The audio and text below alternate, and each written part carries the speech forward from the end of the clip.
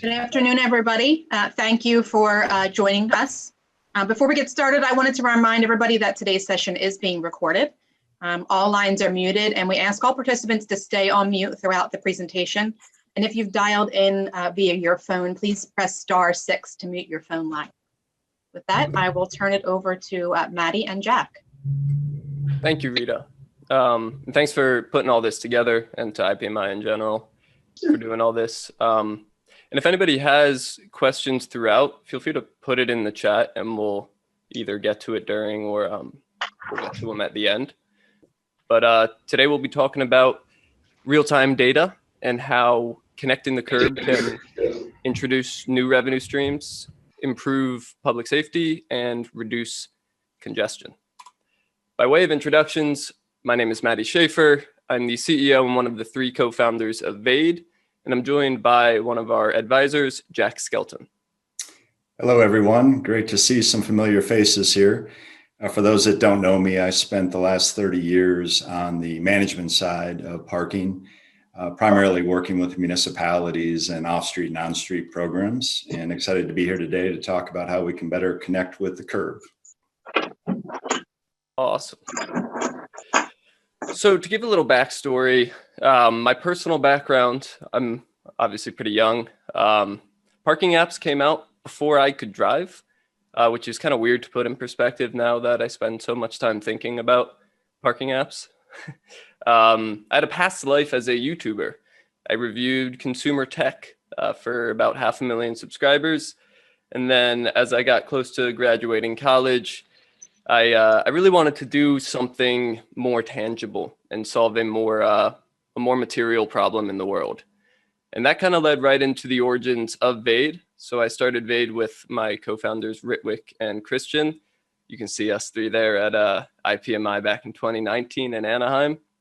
And I still remember the night before, we had designed a poster that we printed at FedEx, and we had just invented the pricing model the night before and then printed the poster on the way to the conference the next day. And there's a lot of good memories there, and it's fun to look back. But when we started, it was really all about parking availability, helping drivers find parking spaces. And we saw the SF Park pilot, and of course, with those results of the reduction in search times and reduction in congestion and better turnover and sales tax collections, we looked at it and we were like, oh, that's the solution. Then we realized it was a decade old. That data hadn't really expanded into other cities like it seemed like it should have. So we dove in deeper and realized that the bottleneck was hardware related. So we, at that point, really set our mission of removing as many barriers to adoption to the hardware that produces real-time data.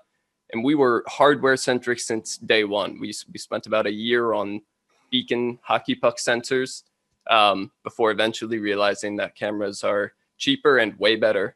And we pivoted to cameras, and during those few years of development, we learned a ton about the industry. We met a lot of great folks like Jack and Paul and Tom, and we're lucky to have them working with us and helping us out. And the end result of that development period was fully wireless solar LTE cameras that you can stick up anywhere and look at the curb and analyze it with computer vision.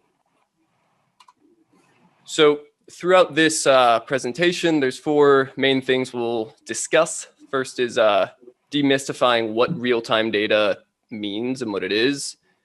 And it's how that data can improve today's parking operations, and exploring the new types of curb management solutions that this data enables. And finally, wrap it up by zooming out and looking at, let's say, 10 years from now, what could mobility look like powered by real-time data?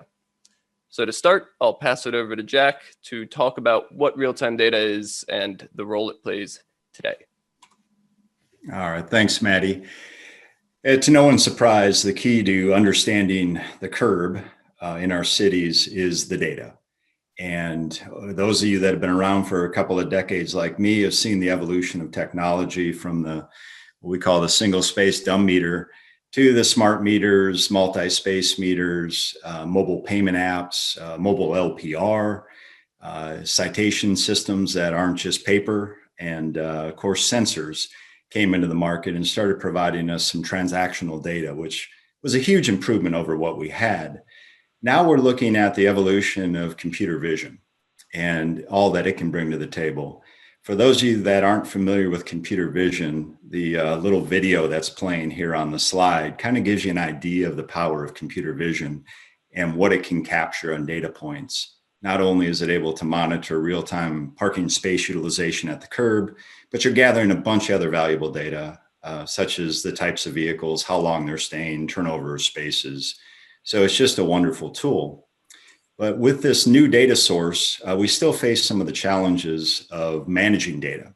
When we use multiple technologies in our parking programs, a lot of you may have 4, 5, 6, 7 systems that you're trying to pull data from, transactional data and informational data, to assess how your operation's doing, how your curb's being used.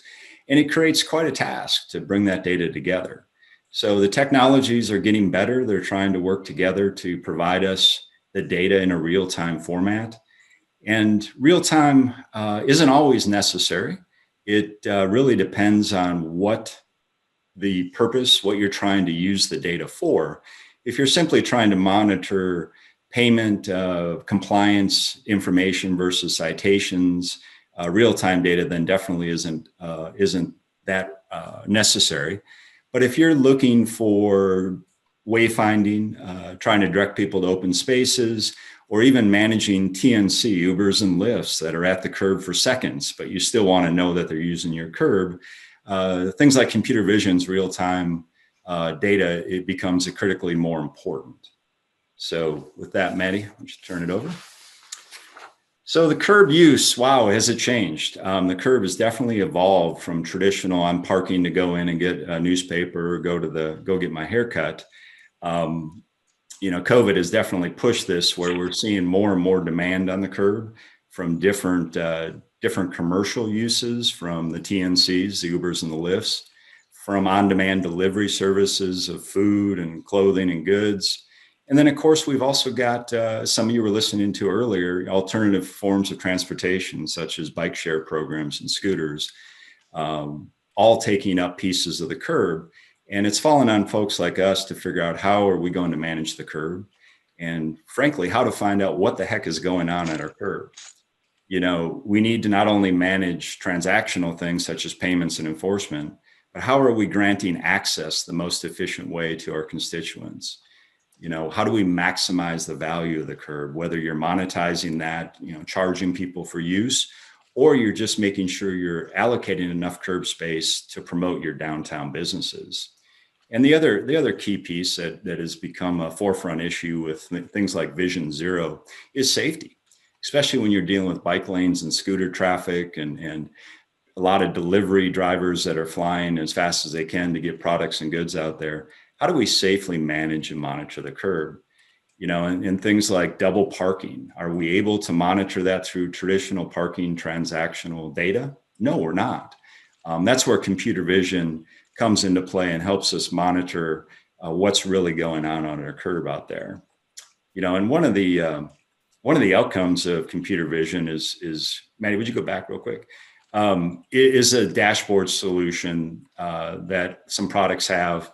And this will show you the data. You historically be able to look at it, but things like heat maps showing where your occupancy is higher, turnovers, dwell times, things like that. Good metrics that we're all used to in the industry. It's just there now to measure things other than paid parking transactions. Go ahead, Matty. So some of the real use cases of leveraging the data that's available to us, if you look at the enforcement side, a lot of us are under strapped budgets. We're being asked to make cutbacks or be more efficient with the resources we have, or monitor more closely things like loading zones, right? So we need to be more targeted in our efforts. How are we scheduling enforcement staffs? How are we using the dollars that we have to allocate there? And then of course we want to promote compliance, and that's ultimately the goal of enforcement. So we're not only trying to save dollars by being more efficient, we're trying to capture more dollars in increasing compliance and in some cases, monetizing aspects of the curb. So on the other side of the spectrum, outside of enforcement, things like wayfinding. How do we direct people to available parking spaces? Now that falls really into two categories. You have the private use vehicle, looking for a place to park to do business or visit friends or whatever the case may be. But then you also have the commercial use. And on the commercial side, you know, the Ubers and the Lyfts of the world would love to know where an open space is, or FedEx or UPS. They don't want to be driving around looking for spaces. As Donald has taught us all, you know, 30% of our traffic is people trying to find a space. If we can reduce that by leveraging the data and directing people to open spaces, not only reduces traffic, improves safety, double parking is reduced, and it also minimizes pollution in our environment. So that's one of the value propositions of computer vision and the real-time access to curb use. A lot of the technology out there uses predictive availability, which is very valuable, but it's not quite the same as there's an open space versus there should be an open space. And that makes a big difference from the consumer side, commercial and private side. So Matty, I'll turn it back to you, brother. Thank you, Jack. So now going from today's parking operations and looking a little bit more at curb management, kind of specifically loading zones and commercial curb management. I think curb management as a buzzword still has some work to do in a concrete definition. We break it into two main categories. The first is allocation of curb space. And of course, we all know here that the predominant allocation strategy of curb space was originated with, you know, in 50 years ago when it was 95% private vehicle storage. And it's changed a lot since then, some intentionally, some not that intentionally, if a business asked for a loading zone. But there is now a mismatch of what demand actually looks like and how curbs are allocated to serve those needs. When we look at allocation, the end goal is responding to demand as it changes and serving all users of the curb in a fair and equal way. And to do that, we break it into three kind of phases of sorts.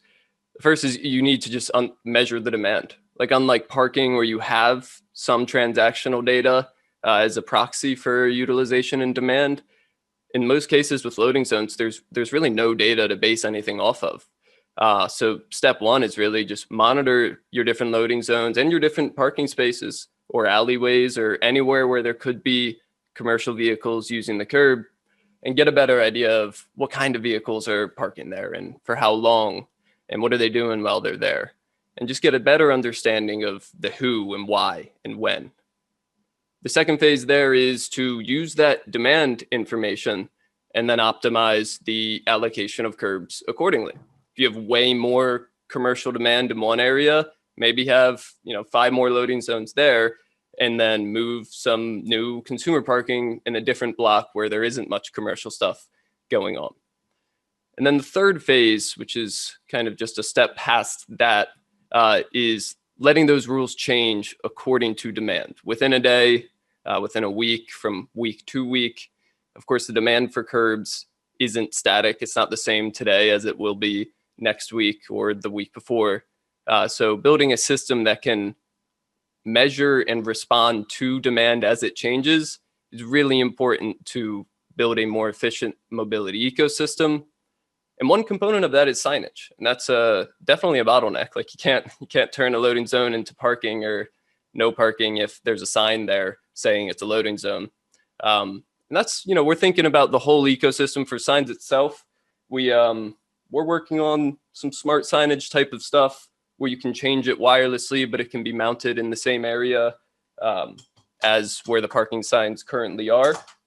And it'll be really interesting to see the different pieces that continue to come together and build almost a parking infrastructure from scratch specifically for loading zones and commercial vehicle usage. And then from allocation, of course, the elephant in the room is monetization. And there's been a few cities that have implemented some type of hourly permit system or hourly systems or permit systems, maybe both. And they've seen good success, especially as far as revenue goes. And reducing double parking. And, we could argue all day about what the exact percentage of parking activity is made up of commercial vehicles. But in the end, the real thing that matters is that there is more, let's say there's 30%. Right now, parking revenues are 95% from consumer parking for enforcement and for meter collections. We want to get those revenue streams to be a better reflection of the actual reality of demand for the curbs. If 30% of the activity is commercial, let's make sure at least 30% of the revenue is coming from those for-profit enterprises that are benefiting from using the curb. And I did some numbers, some kind of napkin math using some assumptions here and there, just to get a feel for what the scope of commercial activity is. And in the United States each year, there's 25 billion packages delivered, which if we assume 5 per trip or 5 per stop, it's 5 billion stops per year. Ride share is 4 billion stops a year. Well, not in 2020, but probably next year. And then food delivery, that's another 2 or 3 billion and growing super fast. And we all saw DoorDash IPO and then become worth $70 billion during a pandemic when parking revenues were falling. And it didn't add up. And if you take those different commercial users and you implement the kind of standard monetization that we've seen, so for parcels, probably an hourly rate, and for the TNCs, maybe a flat fee per trip, there's a serious amount of revenue that's being left on the table, not because of a lack of desire, but because of a lack of tools. And that's what we're really focused on, infrastructure and tooling to enable a city to manage or monetize their loading zones however they would like going forward. And then finally, zooming all the way out and looking by 2030, what could mobility look like in a world of autonomous vehicles and real-time data powering it all? And I kid you not, I don't think I've ever talked to a single investor that has not the first question been, well, what about autonomous vehicles? They don't need to park. Parking's not going to be a thing. And it's you don't get it. They still got to use the curb or a parking lot. It's a different type of user, and we need to adapt and understand the differences and what those nuances mean in terms of effective management. But they're still interacting with the curb. They still need to know where they're allowed to go make a stop to pick up or drop off or transact. They still need to know if that space is open. And yeah, there could be regulations saying they have to share telematics data, but that mandates a super high level of trust. And I think it goes back to what Jack spoke about, which is the real-time observable data sets produced with cameras and computer vision serves as a source of truth to validate all these other data sets that are coming from different sources with different incentive structures. And I think incentive structures will ultimately play a very key part in the future of curb management, specifically with fleets. If you can provide them real-time availability data in a format that fits within their routing engines within the last mile, that enables them to use their economic incentive to be more efficient. They don't want to pay tickets. They would rather just get in and out of there. But if it's choosing between a ticket or not making that stop, they'll take the ticket. So we can change the decision in front of them and give them the tools they need to use the curb more efficiently and solve some of the problems itself before you guys even have to deal with it. And that about wraps up the presentation. We can go ahead and move to Q&A. Oh, and I'll leave this up for a little. All right, Matty, looks like we have a few questions here. One asks about how the computer vision would be used in a multi-space environment. And, with a single space meter curb, sensors are available that could tell you if there's a car parked, which allows you to reset the meter or know what your real occupancy per space, compliance by space, those sort of things. But in the multi-space environment, it's a little more complex. If you've got 1 meter per 10 spaces or more, and there's no delineated spaces, or you live in the cold, where snow typically obliterates any sort of markings on the curb, Computer vision, yeah, it can definitely identify your usage per curb. If it's a total paid environment or a bifurcated payment environment, you could use computer vision to do the same thing that you do with traditional space sensors in identifying real occupancy of vehicle and length of stay and those sort of key metrics. So it would be a good tool in the multi-space environment as well. Thank you, Jack. We'll go with the next one. So any experience with the cameras in cold weather climates? Yes, we had them up for a few months period in Pennsylvania during the winter, actually. And what we found is that as we build each batch, the solar panel and the battery inside, we can change the sizes and modify on a city by city basis. It's never been a problem that prevents accomplishing any specific goal. It's really just about understanding, okay, if there is cold weather here, let's figure out what we need to do to make sure we can still fit the goals that we want to achieve in the city. If we have to put an extra battery in there so it doesn't power off at night and it stays warm, so be it. Yeah, Matty, I think we'd add as well that you don't have to use the solar powered cameras for computer vision. A lot of cities, probably many of your cities, already have CCTV feeds that are available to the public, traffic light cameras, intersection cameras. All of those that are providing a view of your curb can be used to process the computer vision analytics and determine space utilization. So in areas where you have access to power and you already have cameras in place, no need to add any more hardware to the environment. Additionally, thank you for adding that. And within that line, if there is power available, but there isn't cameras already there, our cameras can be plugged in. The solar panel is just the default of it works anywhere. And then, it's a rabbit hole of different power constraints with different refresh rates and hours of operation. But the real takeaway is that there is some details to figure out on a case-by-case basis, but we're still yet to see anything that we can't figure out or manage. I saw a question on the smart sign. Does your smart sign concept address the power issue by making it solar powered? Absolutely. The way I look at the different components of curb management specifically, but kind of anything we would work on, is I'm really only interested in developing things that are unique and offer a specific value that's not out there. And I think within curb management, signage, and really across the board, that means being solar powered. So we are absolutely, this sign is actually an e-paper display. So it's really low power. And you might be able to change it 12, 15 times a day, depending on the size of the panels we end up incorporating into that. But yes, definitely solar. And within the same vein, we're looking at LPR and that kind of thing. I wouldn't want to do the same fixed camera powered LPR that 100 different vendors do. But if we can do it on solar, that's something special, and it fits use cases that aren't possible yet. And that's it's definitely something we're driving. Yeah, and I would say too, Matty, on the dynamic signs, the e-paper signs, creates a wonderful opportunity for mixed use of the same space, dynamic loading zones. That could be loading zones only from Monday through Thursday, 9 to 10, and then the rest of the day they're paid spaces or permit spaces. Or the discussion of dynamic pricing. How do we communicate that to the consumer? These sort of technologies are wonderful tools that are only going to get more effective and cost effective over time.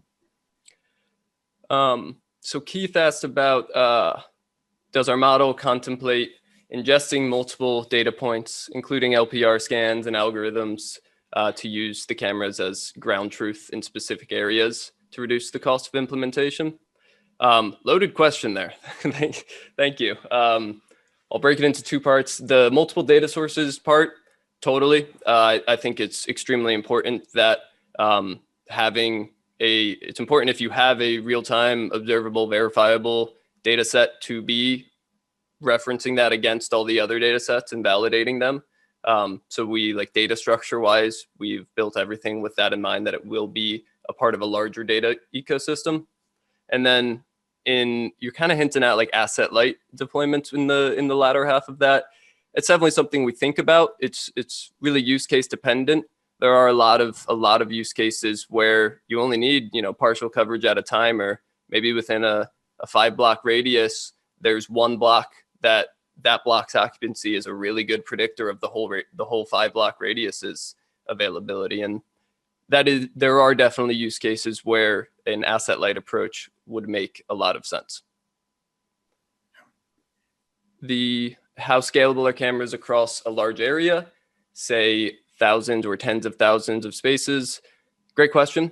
So on street, it's anywhere from 5 to 15 spaces per camera. And that really depends on how big is the pole, are the spaces parallel, or are they, perfectly perpendicular? In an off-street setting, that can be 20, 50, or 100 if the pole is great. From a scalability perspective, one of the important parts that we've driven is that we don't sell the cameras as a product. They are a part of a tool within our solution that uses a subscription model that's ongoing. We handle the hardware, we provide it, we operate it, we maintain it. If you want more, we deploy more. Really, the headache of can we cover this many spaces, or the maintenance of it or replacements, we remove all of that. And there are some really interesting processes that we're laying the foundations for, of kind of distributed maintenance and constant QA in real time. That'll get really cool over time. Yeah. Right. We got a question about enforcement using the cameras, and in most municipalities, as probably everyone is aware, you're required to put the violation notice ticket on the vehicle itself. It's usually spelled out in the ordinances. That's not always the case. Typically where you see that, it's mostly applicable to on-street only. So off-street environments, you could use the cameras to identify violations, capture the plate, and then issue a violation that could be mailed to the registered owner. One state I know very well is Connecticut. They've actually made it legal for all the municipalities to send tickets through the mail instead of having to put the citations on the vehicle. And I think more and more cities are going to go this way as we try and be more efficient, be more safe in putting people on the streets and walking around or driving LPR vehicles. The more remote technology we can leverage, I think everyone would agree it'll benefit everyone, and ultimately probably be more accurate than we're able to do with some of the traditional methods. So remote enforcement is definitely a capability of the computer vision technology. I saw a question about we ventured away from puck sensors. What is the reason that video is a better option and we didn't go with sensors? The simple answer is we had done all the prototyping with Raspberry Pis with sensors, and we're like right about to sign with a contract manufacturer to start pumping out a batch. But we decided, thankfully, to go try to sell it to some cities first and get some feedback. And it made no progress. We had cities tell us straight to our face, just like, don't do sensors. We did a pilot with sensors 2 years ago. We hated it. We're still trying to get them out. So we were kind of pushed in the direction away from sensors. And as we looked at cameras, I think the really interesting value is that a picture of the curb or a feed of the curb is so much more than just occupancy data. You got to start somewhere, because getting data is one part of the equation. You got to use the data as well. So you have to focus. But ultimately, we're looking at pedestrian counts, micromobility tracking, trash, debris, really anything that you could find valuable by having somebody standing somewhere and watching, like many parking studies still today are done, can be replaced and done better and more effectively with a computer vision based camera system. Yeah, and I think the other elements that Matty could go into is identifying specific types of commercial vehicles and who's using the curb. Is it the large Coca-Cola truck, which is obviously, we all know what they look like, or, hey, there's a brown truck with a yellow logo on it. I wonder what company that one is. So the computer vision goes well beyond, as Matty said, identifying occupancy. It can literally break down the types of vehicles you're using. And depending on how the setup is, you could even read permits. Or I think Matty asked me one day if we put QR codes on the top of every car, could we leverage that as a permit program? Sure, why not? But yeah, just the capability of computer vision goes far beyond the sonar sensors, which have gotten far better in my time in the industry. But and they still have a place. But computer vision is definitely offers so much more. Absolutely. And Rita, are we tight on time, or do we have a minute or two if we want to take? Oh, sure. Next set of sessions does not start till 3:15, so you can run a tiny bit over. Awesome. Yeah. So I just wanted to add on to what Jack just mentioned. So when we started or added vehicle type detection to our computer vision model, like we started with just occupancy. Is there a vehicle in this space that we see?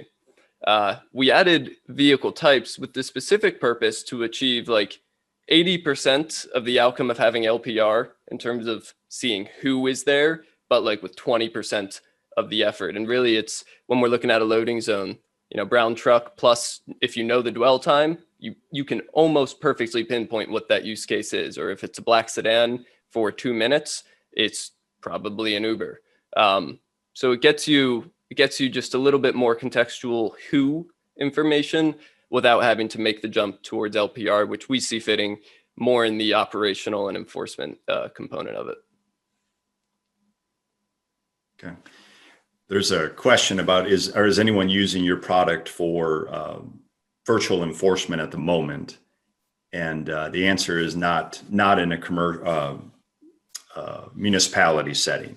But in a commercial setting, people are using it as an enforcement tool today. So, but it's definitely capable of managing an enforcement citation issuance platform. And we do have a few active scenarios where we are identifying those types of violations, double parking or in a no parking zone. But the layer on top of that of integrating is the next step. And I know we missed a ton of questions, but a lot of them were similar to each other. None are standing out. I think we can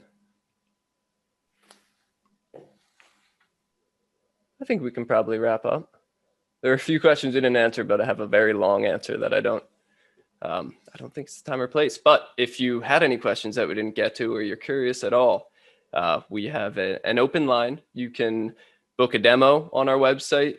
You can sign up for a pilot study, or you can email me directly at matt@vadepark.com.